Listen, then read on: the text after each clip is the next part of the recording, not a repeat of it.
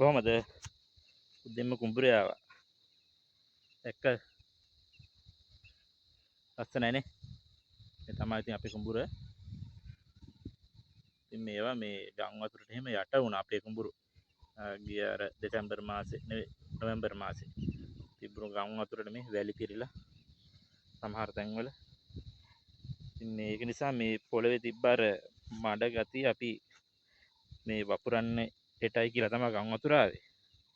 ඉතින් අපි අර හාලා කරලා තිබ්බ නිසා හදලා තිබ්බ නිසා ඒ තිබ්බේවා ඔක්කොම මඩ එහෙම ගම් වතුරට ගියා. දැන් මේ පොළවේ තියෙන සාරවත් ගතිය මේ අඩු වෙලා තියෙන්නේ මේ. සාමාන්‍ය පන්නත් දෙකක් යනකම් පොඩ්ඩක් අමාරුයි. හරි විදිහටම ගන්න මේ ඒ ආපු වැලි. අත්දන්නවා. දැක්ක මේ තියෙන වැලි ඔය. දැක්කනේ? ඔය තියෙන වැලි දිගටම. සමහර කුඹුරු මීට වඩා ගොඩක් යට වෙලා තිබුණා. අපි ඉතින් වැලි පිරීලා තියෙනවා ටික ටික තැන් වල. අලි එහෙමත් එනවා ඉතින්. දැන් නම් එන්නේ පොඩ්ඩක් අර වැඩ කරලා ඉවර නිසා මඩේ අමාරුවෙන් එන්න. සමහර දවස්වලට එනවා.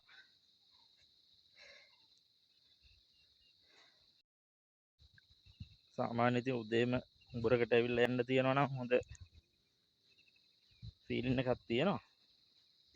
බලන්නකො වටේටම නිල්ල හරි ලස්සනයි. දැක්ක? අර තියෙන ගම් වතුරට ආපු වැලි ගොඩවල් තමයි ඔය තියෙන්නේ තැන් වල. වල පේනවා සමහර තැන් වල තියෙන සමහර අර නියරුස හින්දා පේන්නේ නැහැ. ඒක තමයි කුඹුර. මේක සාමාන්‍ය අඩි 20ක් 30ක් උඩින් ගම් වතුර ගියා.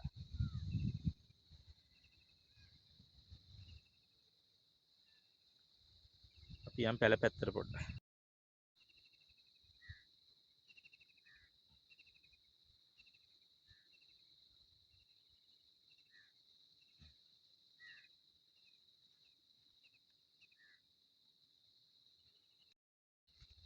මේ තියෙන්නේ ගම් වතුර ආපු වැලි තමයි.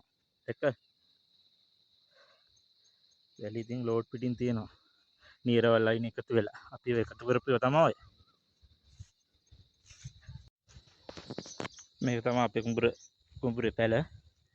ඉතින් අට්ටාලෙකුත් තියෙනවා. සමහර පැතිවල නම් ගහ උඩ ගෙදර තියෙනවා. මොන ට්‍රී හවුස් කියලා තියෙනවා. ඉතින් අපි නම් කියන අට්ටාලේ කියලා. තාත්තා තමයි ඉතින් ඉන්නේ අලියන කාලෙට. විවාගාලින්දකුත් තියෙනවා.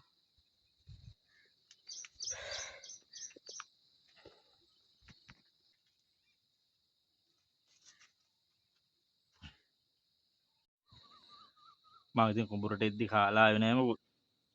නෝනා ඉතින් කෑම එකක් එව්වා. බලමු මොනවද තියෙන කියලා. මාළු බැදලා. මොහොදු මාළු. කමු. මොනවා නැතක් කන්න එපා ඉතින්. හොඳට නැද්ද? දැක්ක? සුපිරියක් කියලා හිතනවා. සුපිරි ඇති.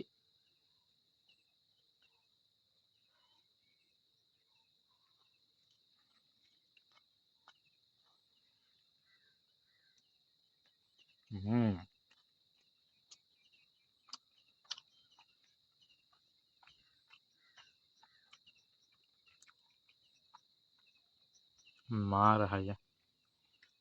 සුපිරි.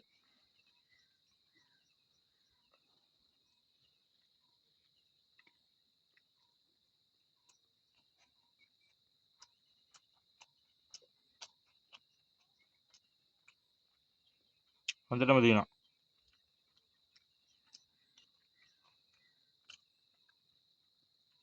කියන්න දෙයක් නෑ.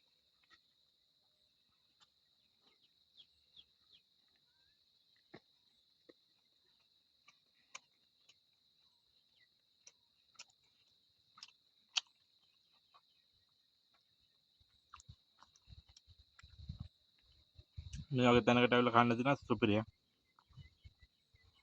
පාඩුවේ නිකන් කුඹුරක් දිහා බලාගෙන. හවසක වගේ නම් තවත් සුපිරි. නිකන් බෑයි.